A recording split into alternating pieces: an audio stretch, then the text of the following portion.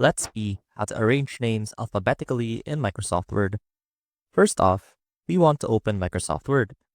And as you can see right here, we have our document ready. And you'll see that we have a bunch of names in our document.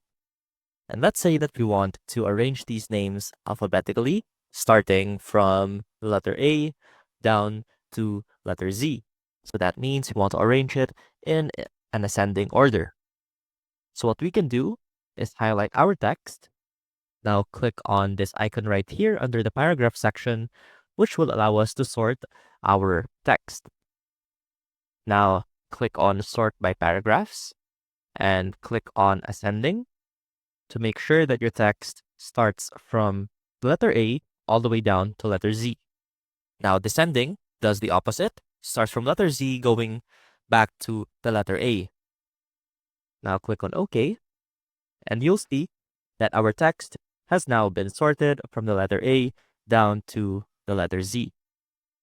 And that is how you can arrange names alphabetically in Microsoft Word. I hope this helped, and I will see you soon.